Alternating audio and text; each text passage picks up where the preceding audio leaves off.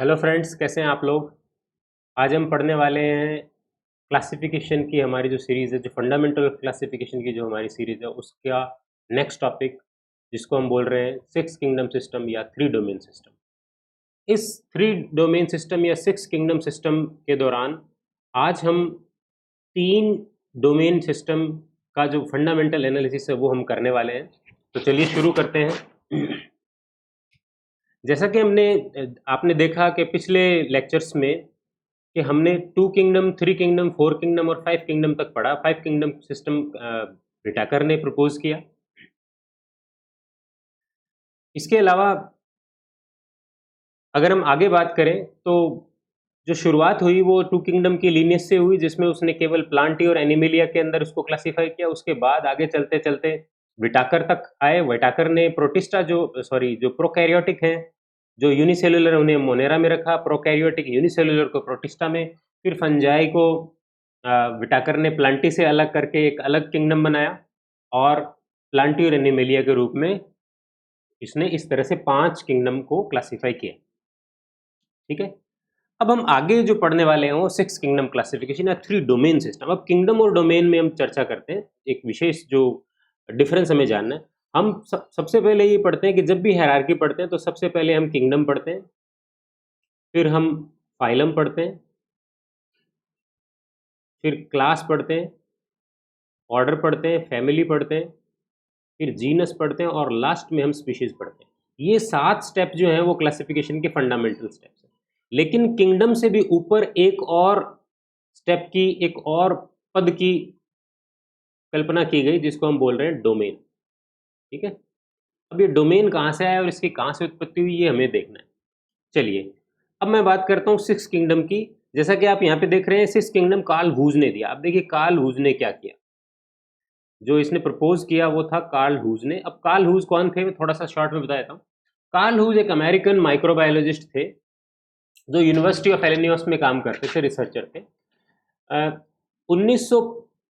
1969 के लगभग five kingdom classification Whittaker ने प्रपोज किया। लेकिन 1970 के अकॉर्डिंगली विटाकर जब कार्ल हूज जब अपनी लैब में काम कर रहे थे तो उन्होंने एक माइक्रो ऑर्गेनिज्म ऐसे देखे जो बैक्टीरिया से बिल्कुल अलग है।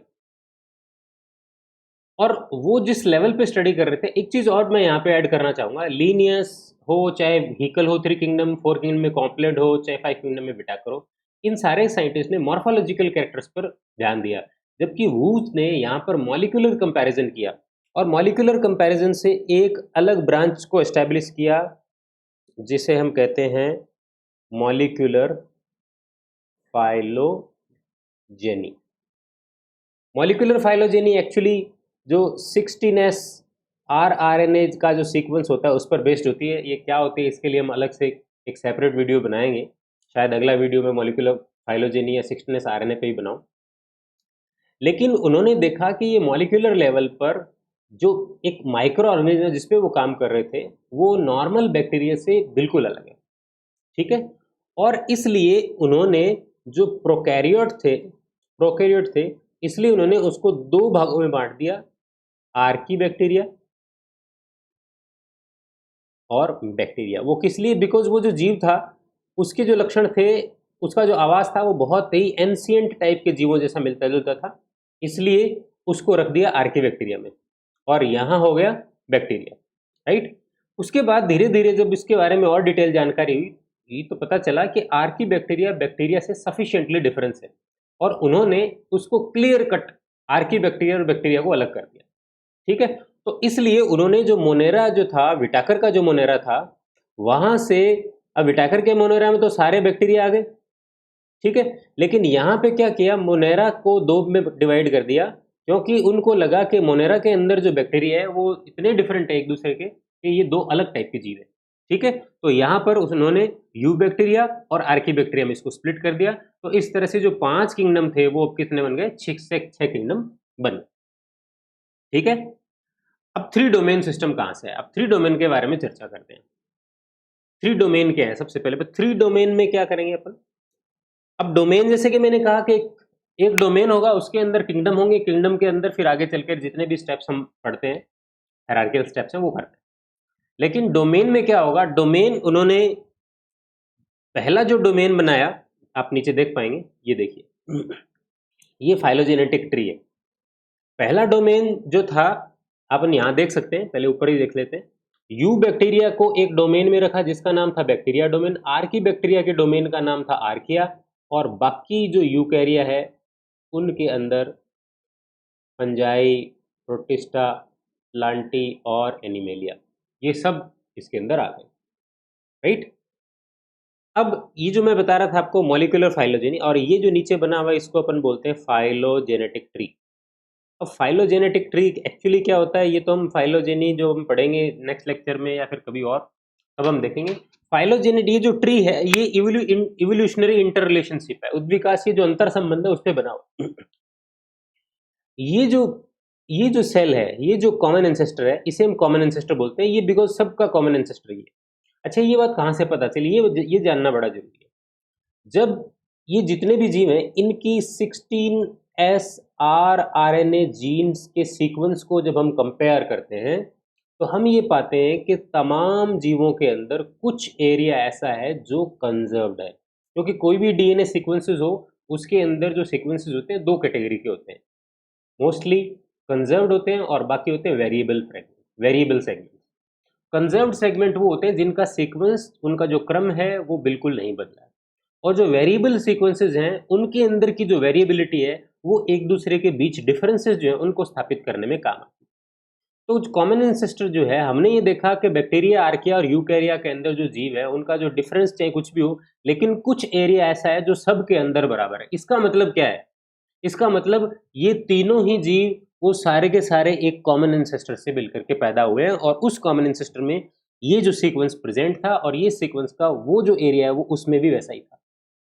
बाकी के अंदर धीरे धीरे वेरिएशन होता चला गया और वेरिएशन से धीरे धीरे चलते रहे, ठीक है। तो कॉमन एंसेस्टर से एक तरफ बैक्टीरिया निकला और दूसरी तरफ आर्किया और यूकैरिया। अब यहाँ पे देखिए, यहाँ पे ये इन दोनों का कॉमन एंसेस्टर है, यहाँ पे ये जो कॉमन एंसेस्टर है वो आर्किया का और यूकैरिया का, यहाँ से ये ब्रांच हुई, ठीक है। क्योंकि जनरली जब हम पढ़ते हैं तो हम ये पढ़ते हैं कि कुछ बच्चे नाम से कंफ्यूज होते हैं, उनको लगता है कि आर्की बैक्टीरिया से पुराने हैं, इसलिए आर्की बैक्टीरिया सबसे पहले आएंगे, फिर बैक्टीरिया से फिर आगे चल के यूकैरिया बने, जबकि ऐसा नहीं है बिल्कुल। ये एक बहुत महत्वपूर्ण बात है और ध्यान देने योग्य बात। बैक्टीरिया टोटली अलग है, और बैक्टीरिया के बाद जो एक अलग ब्रांच निकली जो कॉमन एंसेस्टर था आर्किया और यूकैरिया का, वहां से आर्किया अलग हुआ और यूकैरिया अलग हो गए। ये बात विशेष ध्यान देने योग्य बात है, ये बात हम आगे भी इस चीज को प्रूव करेंगे, ठीक है। तो कॉमन एंसेस्टर से, अब ये जो कॉमन एंसेस्टर है इसका नाम रखा गया लास्ट यूनिवर्सल कॉमन एंसेस्टर, लूका। ये जो पहली सेल थी, फर्स्ट जो कॉमन एंसेस्टर की सेल थी, इसका नाम क्या रखा गया, लास्ट यूनिवर्सल कॉमन एंसेस्टर, लूका। क्लियर है। तो यहाँ से आप देखेंगे ये सारे बैक्टीरिया हैं, यहाँ से आर्किया है, आर्किया में ये सारे बिकॉज आर्किया में मेनली 3 कैटेगरी आती हैं, मिथेनोजेंस आते हैं, थर्मोफाइल्स आते हैं और हेलोफाइल्स आते हैं। मिथेनोजेंस मिथेन प्रोड्यूसिंग होती हैं, थर्मोफाइल्स हाई टेम्परेचर पर रहने वाले होते हैं, और हेलोफाइल्स जो होते हैं हाई सैलिनिटी, हाई लवणता के अंदर रहने वाले जीव होते हैं। तो ये 3 फंडामेंटल टाइप के आर्की बैक्टीरिया आते हैं, उनके अंदर अलग अलग जीनस और स्पीशीज हैं। यूकैरिया के अंदर हम सब जानते हैं, देखिए आप, यूकैरिया के अंदर एनिमल आ गए, फंजाई आ गई, प्लांट आ गई, अब बचे क्या, प्रोटिस्टा में देखो सीलिएट्स आ गए, फ्लैजिलेट्स आ गए, डिप्लोमोनाड, स्लाइम मोल्ड्स, एमीबियो, सारे के सारे इसके अंदर आ गए। तो ये जो 3 डोमेन है, 3 डोमेन के अंदर बैक्टीरिया, आर्किया, और बैक्टीरिया के अंदर कौन आएंगे, बैक्टीरिया के अंदर जैसा कि हम बता रहे हैं, हम बैक्टीरिया के अंदर जो आएगा उसे हम बोलेंगे यू बैक्टीरिया। आर्किया के अंदर आएंगे आर्की बैक्टीरिया, ठीक है, और इसके अंदर जो 4 आएंगे वो हम सब जानते हैं। चलिए, ये एक इंपॉर्टेंट स्लाइड है, इस पे अब चर्चा करते हैं। देखिए बात वही है, यहाँ पर ये जो शुरुआती सेल है, ओरिजिनल सेल है, जो इसको हम लूका बोल रहे हैं, ठीक है। यहाँ से इसने 2 रास्ते चुने, एक रास्ता इधर गया, यहाँ पे ये जो पहला रास्ता था, पहला जो बाइफर्केशन था वो देखिए यहाँ हुआ, इस तरफ इस सेल ने जाकर के सारे बैक्टीरिया बनाए, यू बैक्टीरिया आ रहे हैं, ठीक है। और बैक्टीरिया 3 टाइप के होते हैं ब्रॉडली, पर्पल बैक्टीरिया, ठीक है, ये कीमोसिंथेटिक बैक्टीरिया होते हैं जो केमिकल एनर्जी से अपना करते हैं। तो ये केमिकल रिएक्शन से फोटोसिंथेसिस टाइप की, केमिकल रिएक्शन से एनर्जी प्रोडक्शन का काम करते हैं, इसलिए इसमें कीमोसिंथेसिस बोला। फोटोसिंथेटिक बैक्टीरिया वो होते हैं जो अपना फूड है वो लाइट की एनर्जी से बना लेते हैं, और ये जो कीमोसिंथेटिक जो बैक्टीरिया होते हैं ये अपना फूड वो केमिकल रिएक्शन से जो ऊर्जा पैदा होती है उससे बनाते हैं। और बाकी हैं जो इन दोनों कैटेगरी में नहीं आते, वो अदर बैक्टीरिया। तो ये 3 ब्रॉड कैटेगरी है। अब इन दो पे हमें विशेष ध्यान देना है, पर्पल में और फोटोसिंथेटिक में। क्यों, वो अभी हम चर्चा करेंगे। चलिए पहले ऊपर आते हैं। यहाँ पर ये जो दूसरा रास्ता था, अब देखिए मैं बार बार कह रहा हूँ कि आर्किया और यूकैरिया दोनों ज़्यादा समान है। क्यों, बिकॉज इधर बैक्टीरिया तो अलग चल गया, यहाँ से कॉमन सिस्टर निकला, यहाँ से एक स्प्लिट हुआ, यहाँ से एक लाइन गई किसकी तरफ, आर्की बैक्टीरिया की तरफ। अभी मैंने बताया 3 टाइप के होते हैं, थर्मोफाइल, हेलोफाइल, मिथेनोजेंस, ये सारे के सारे आर्की बैक्टीरिया हैं। और दूसरी तरफ जो लाइन गई वो थी कौन सी, एंसेस्ट्रल यूकैरियोटिक सेल। ये वो शुरुआती सेल है जिससे सारे यूकैरियोट्स पैदा हुए, चारों टाइप के यूकैरियोट, एनिमेलिया, प्लांटी, फंजाई और प्रोटिस्टा। ये देखिए हम ये चारों की चर्चा कर रहे हैं यहाँ पे, ठीक है। अब देखिए इसमें किस तरह से इनके बीच इंटर रिलेशनशिप है। अब यू बैक्टीरिया से क्या क्या इनको मिला है, ठीक है। चलिए आगे चलते हैं। देखिए 2 तरह के हम जितने भी ये प्रोटिस्टा है, जितने भी ये जो लास्ट कैटेगरी है यूकैरिया के अंदर जितने भी जीव हैं, 2 टाइप के, फोटोसिंथेटिक और नॉन फोटोसिंथेटिक। फोटोसिंथेटिक जो जीव होंगे उन्हें क्लोरोप्लास्ट की आवश्यकता होगी, और नॉन फोटोसिंथेटिक जीव होंगे उन्हें अपनी एनर्जी प्रोडक्शन के, अपनी सेलुलर एनर्जी रिक्वायरमेंट के लिए माइटोकॉन्ड्रिया की आवश्यकता होती है। लेकिन चूंकि ये यूकैरियोटिक सेल है, अब यूकैरियोट सेल के अंदर हम सब जानते हैं क्या होता है, यहाँ पे थोड़ा सा ध्यान दीजिए। यूकैरियोटिक सेल में क्या होता है, ये सेल है, सेल में मेम्ब्रेन बाउंड ऑर्गेनेल होता है। यूकैरियोट्स में ये न्यूक्लियर मेम्ब्रेन हो गई, ये न्यूक्लियोलस हो गया, और यहाँ पर ये हो गया क्रोमेटिन, ठीक है। और यहाँ पर सेल के अंदर डिफरेंट डिफरेंट टाइप के ऑर्गेनल होंगे, राइट। अब देखिए ध्यान में, अब जो शुरुआती जो एंसेस्ट्रल यूकैरियोटिक सेल है, ये जो मैं मान रहा हूं ये है एंसेस्ट्रल यूकैरियोटिक सेल। अब इसके अंदर अभी कुछ नहीं है, ज़्यादा कुछ डेवलपमेंट नहीं हुआ है, लेकिन उसी दौरान इधर ये पर्पल बैक्टीरिया है, ये रहा पर्पल बैक्टीरिया, ठीक है। पर्पल बैक्टीरिया, दिस इज, ये जो पर्पल बैक्टीरिया, ये सारे एक ही जीव में, ये बिकॉज सारे मरीन ओरिजिन के, सभी समुद्र में थे। तो हुआ क्या, इनके बीच में एक अंतर संबंध स्थापित हुआ है। इसे हम इस जो थ्योरी जो हम पढ़ने जा रहे हैं कि किस तरह से क्लोरोप्लास्ट और माइटोकॉन्ड्रिया यूकैरियोटिक सिस्टम के अंदर आए। आज हम जानते हैं कि हमारी जो सेल है इसके अंदर क्लोरोप्लास्ट और माइटोकॉन्ड्रिया है, लेकिन क्लोरोप्लास्ट वास्तव में क्या है, क्लोरोप्लास्ट फोटोसिंथेटिक ग्रीन बैक्टीरिया यानी साइनोबैक्टीरिया है, जो पहले फ्री था, लेकिन धीरे धीरे जो एंसेस्ट्रल यूकैरियोटिक सेल थी उसके साथ एंडोसिम्बायोटिक यानी अंतः सहजीवी संबंध के तहत उसके अंदर अंदर आ गया, अंतः आ गया, एंडो आ गया, और उसके अंदर सिम्बायोसिस एसोसिएशन के रूप में एस्टेब्लिश हो गया। और सिम्बायोसिस एसोसिएशन क्या होता है, जिसमें दोनों को फायदा हो। सो क्लोरोप्लास्ट हम पढ़ते हैं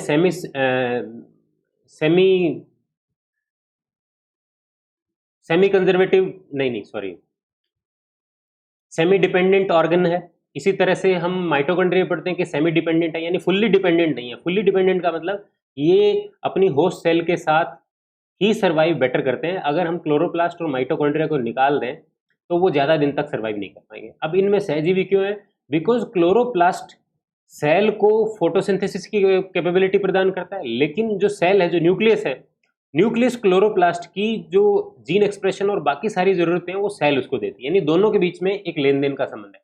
इसी तरह से माइटोकॉन्ड्रिया में भी यही है, माइटोकॉन्ड्रिया के अंदर भी ये माइटोकॉन्ड्रिया को अगर हम सेल से बाहर निकालते हैं तो ज़्यादा दिन तक जीवित नहीं रह सकती, फुल्ली इंडिपेंडेंट नहीं है, वो डिपेंडेंट है सेल पे, सेल माइटोकॉन्ड्रिया पे, दोनों के बीच अंतः सहजीवी संबंध है।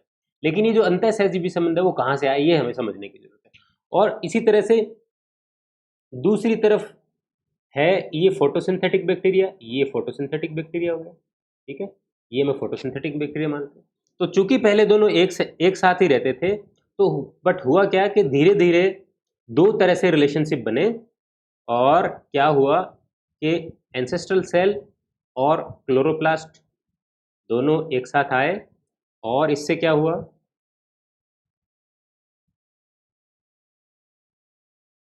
ये सेल, न्यूक्लियस, और अब इस सेल के अंदर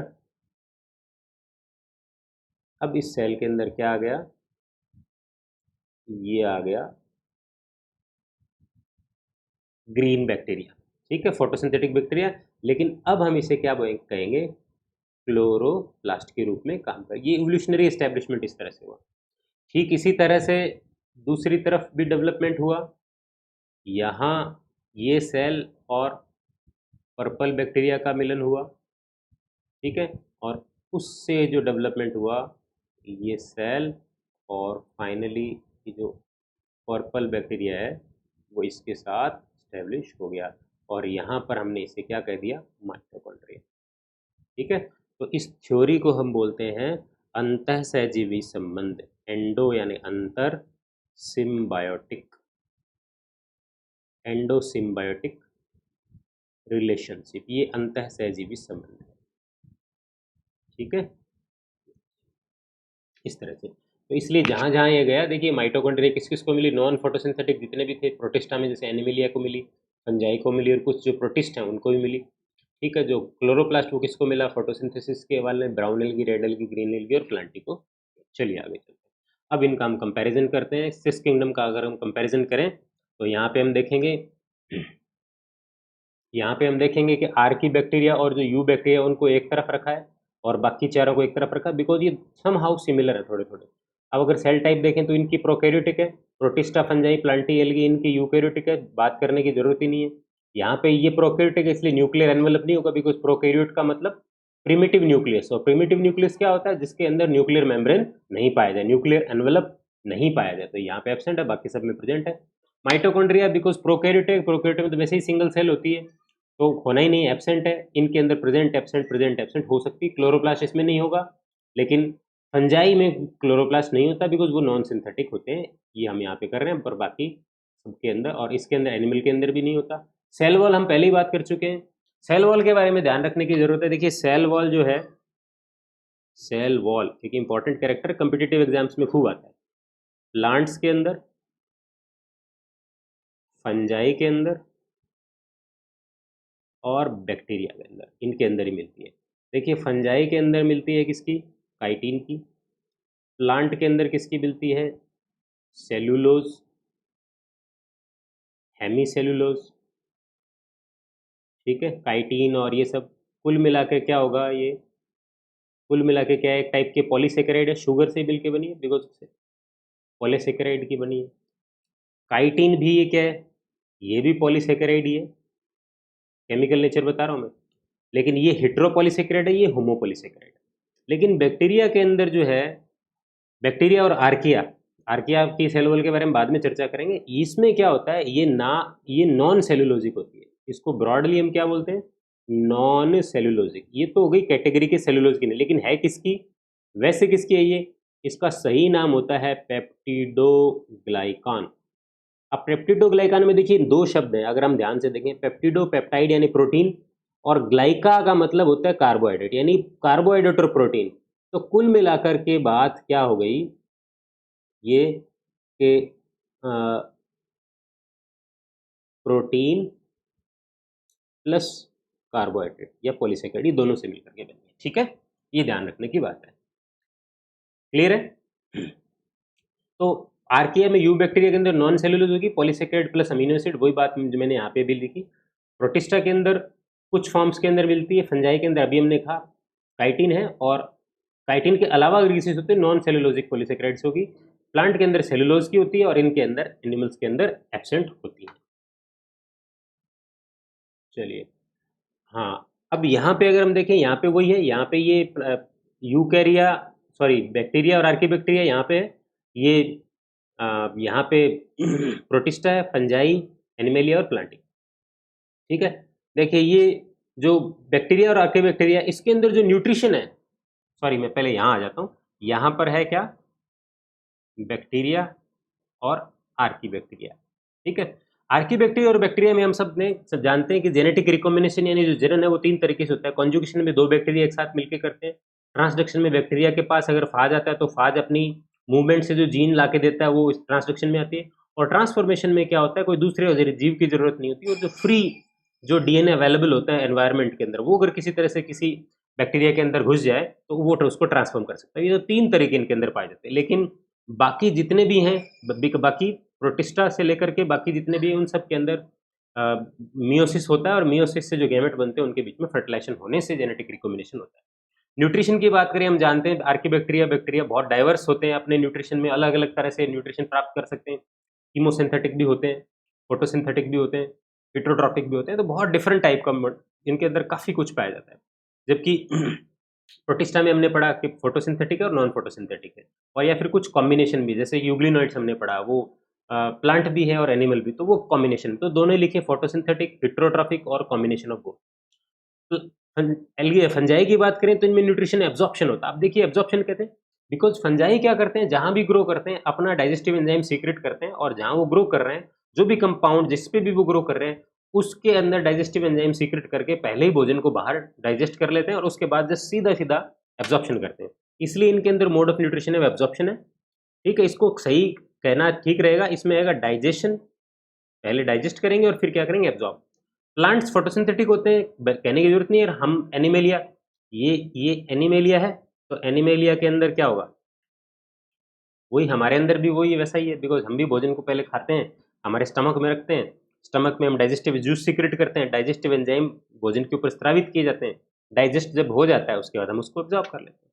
मोर्टेलिटी की बात करें, बैक्टीरिया में फ्लैजिला होते हैं, जो आर्कीबैक्टीरिया उसमें ग्लाइडिंग मूवमेंट होती है। प्रोटिस्टा की बात करें, सीलिया फ्लैजिला पाई जाती है। फंजाई जो है नॉन मोटाइल होते हैं। प्लांट्स हैं वैसे तो नॉन मोटाइल होते हैं, लेकिन कुछ फॉर्म जो शुरुआती जो फॉर्म्स हैं उनके अंदर सीलिया फ्लैजिला पाए जा सकते हैं। इसी तरह से एनिमल के अंदर भी जो शुरुआती फॉर्म्स हैं उनके अंदर सीलिया फ्लैजिला पाए जाते हैं, बाकी मोटिलिटी तो उनके अंदर गमनांग पाए जाते हैं। मल्टी सेलुलरिटी चूंकि प्रोकैरियोटिक है, इसमें तो होना है बिल्कुल संभव ही नहीं है, इनके अंदर भी नहीं होती, बिकॉज प्रोटिस्टा जो है हमने पहले ही पढ़ा कि यूनिसेलुलर जो यूकैरियोट्स थे उनको बोला गया, लेकिन बाद में कुछ ऐसे फॉर्म्स डिस्कवर कर लिए गए जो आगे चलकर मल्टी सेलुलर के रूप में एस्टैब्लिश हुए, इनके अंदर होती हैं। नर्वस सिस्टम नहीं होगा, बहुत शुरुआती मैकेनिज्म होगी, इन दोनों में बिल्कुल नहीं होगा, प्लांट में और फंजाई में, लेकिन इसमें होता है और धीरे धीरे कॉम्प्लेक्सिटी को प्राप्त करता है। थोड़ा सा और हम कंपेयर करें अमीनो एसिड, थोड़ी सी मॉलिक्यूलर बायोलॉजी कंपेयर करें। आर्किया के अंदर जो जब हम ट्रांसलेशन पढ़ते हैं मॉलिक्यूलर बायोलॉजी में, उसमें जो पहला अमीनो एसिड होते हैं, हम पढ़ते हैं कि इकोलाई के अंदर पहला जो अमीनो एसिड है एफमेट होता है, यानी फॉर्मिल मिथ्योनिन होता है, जबकि यूकैरिया और आर्किया के अंदर मिथ्योनिन होता है। देखिए यहाँ पे आर्किया और यूकैरिया दोनों समान है, इसलिए हमने शुरू से ही कहा कि जो एंसेस्टर था उससे एक तरफ और दूसरी तरफ की जो लाइन है वो इस तरह से निकली है।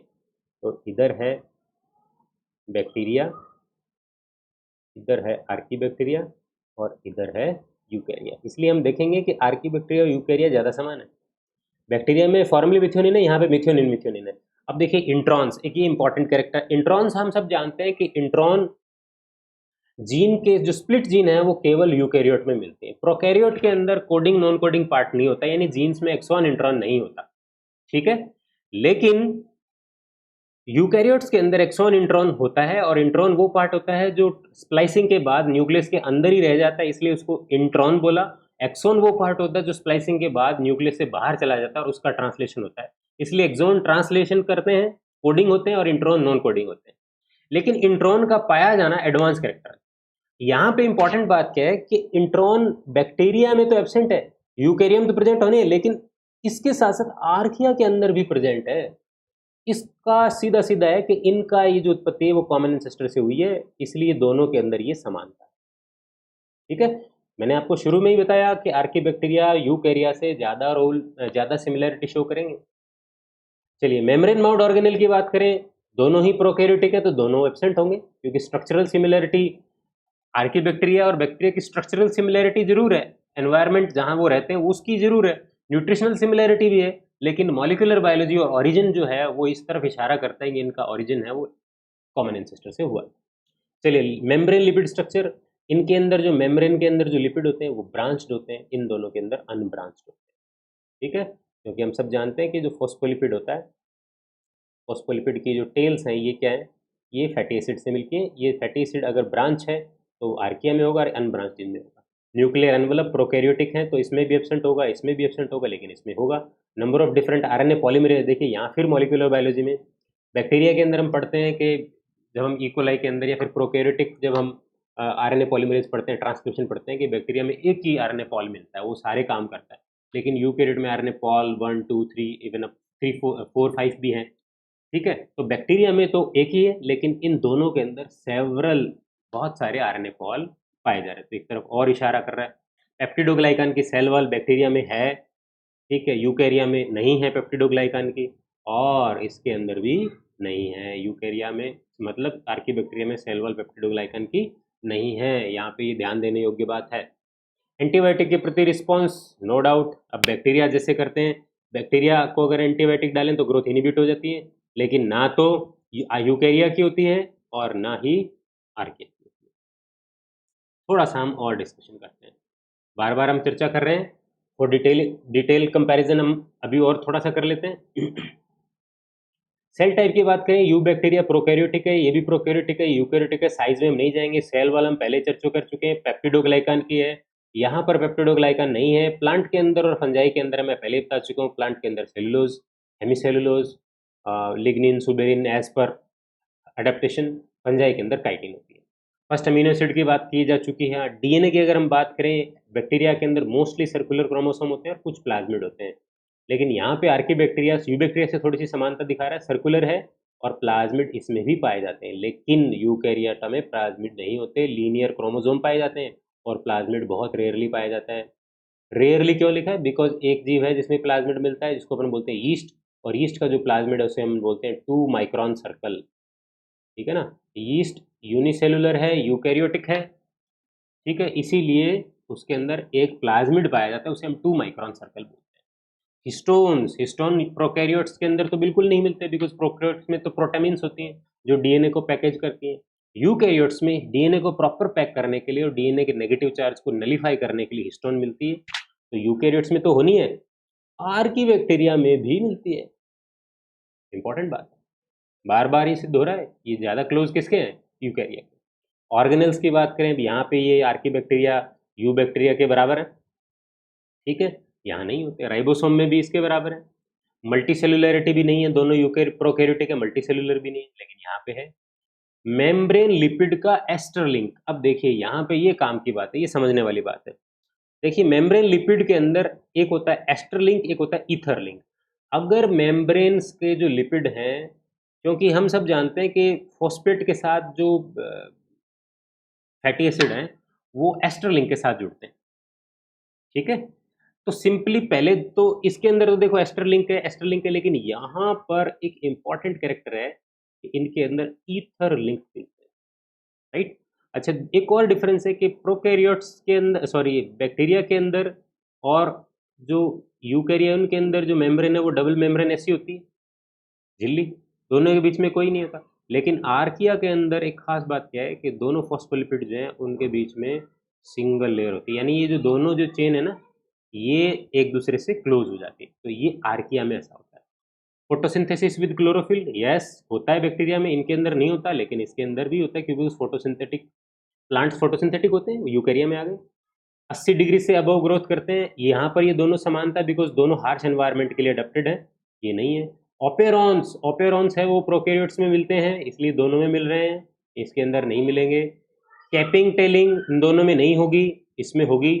ट्रांसक्रिप्शन फैक्टर रिक्वायर्ड, इसमें होते हैं, इसमें नहीं होते। मिथेनोजेनेसिस इसमें बिल्कुल नहीं, बिकॉज मिथेनोजेनेसिस की जो कैपेसिटी है केवल और केवल आर्के बैक्टीरिया में ही पाई जाती है। नाइट्रिफिकेशन केवल आर्के बैक्टीरिया कर सकते हैं, ये दोनों नहीं, सॉरी केवल बैक्टीरिया कर सकते हैं नाइट्रिफिकेशन। इंट्रॉन्स हम पहले ही कर चुके हैं, इंट्रॉन टीआरएनए और एमआरएनए की जो जीन है, इन दोनों में इंट्रॉन्स की कंपैरिजन किया है हमने। ब्रॉडली तो हमने कह दिया कि इंट्रॉन्स जो है वो आर्के बैक्टीरिया में मिलेंगे, बैक्टीरिया में नहीं मिलेंगे, लेकिन टीआरएनए के अंदर जो इंट्रॉन्स हैं वो एब्सेंट होंगे बैक्टीरिया के अंदर, लेकिन आर्किया में प्रेजेंट होंगे, लेकिन एमआरएनए के इंट्रॉन्स दोनों में ही एब्सेंट। आगे कुछ एक और कंपैरिजन किया, कैपिंग टेलिंग, ये सब सिंपल है। मिथेनो, हाँ, नाइट्रिफिकेशन हो गया। डीनाइट्रिफिकेशन है, यहाँ पे गौर करने की बात है, यहाँ पे आर्किया भी डीनाइट्रिफिकेशन कर सकते हैं, जबकि नाइट्रिफिकेशन केवल बैक्टीरिया ही कर सकते हैं, लेकिन डीनाइट्रिफिकेशन बैक्टीरिया के साथ साथ आर्किया भी कर सकते हैं। नाइट्रोजन फिक्सेशन भी दोनों कर सकते हैं, ठीक है, इंपॉर्टेंट कैरेक्टर है। नाइट्रोजन फिक्सेशन डीनाइट्रिफिकेशन ही कर सकते हैं, कीमोलिथोट्रॉफी भी दोनों कर सकते हैं, गैस विकल्प, यानी ये कुल मिलाकर के ये इतने जो कैरेक्टर्स हैं ये माइक्रोबियल कैरेक्टर्स हैं, ठीक है। इनमें चूंकि दोनों ही माइक्रोब है इसलिए इनमें काफ़ी समानता है। लास्ट में कुछ साइटोलॉजिकल फीचर है, न्यूक्लियस, यूबैक्टीरिया आर्किया और यूकैरियोट्स के अंदर इन दोनों में नहीं होगा, इसमें होगा। साइटोस्केलेटन इन दोनों में नहीं होगा, इसमें होगा, और ये सब। तो इस तरह से आज के इस लेक्चर में हमने तीनों जो 3 डोमेन सिस्टम है, जिसमें कार्ल ह्यूज ने मॉलिक्यूलर फाइलोजेनी के आधार पर 16s rRNA सीक्वेंस के आधार पर जितनी भी लाइफ थी उनको 3 ब्रॉड डोमेन में क्लासिफाई कर दिया। और पहला डोमेन जो निकला वो बैक्टीरिया, दूसरा डोमेन आर्किया और तीसरा डोमेन यूकैरिया के रूप में उसने क्लासिफाई किया। हमने डिटेल कंपैरिजन करके तीनों डोमेन में कंपैरिजन किया और इनके डिफरेंट डिफरेंट ऑर्गेनिजम्स में काफ़ी डिटेल्ड कंपैरिजन हमने किया। होपफुली आज का ये जो टॉपिक है आपको समझ में आया होगा। अगर समझ में आया तो आप चैनल को सब्सक्राइब कर सकते हैं, लाइक कर सकते हैं, फ्रेंड्स के साथ शेयर कर सकते हैं। Thanks a lot. और इस लेक्चर को ढंग से समझने के लिए आप जो पहले के जो 2-3 लेक्चर हैं, जैसे किंगडम लेवल का है, एक प्रोटिस्टा का जो खास करके, उसको आप ज़रूर देखें। दोनों के जो लिंक है वो डिस्क्रिप्शन बॉक्स में मैं डाल दूँगा। Thanks a lot. Thank you.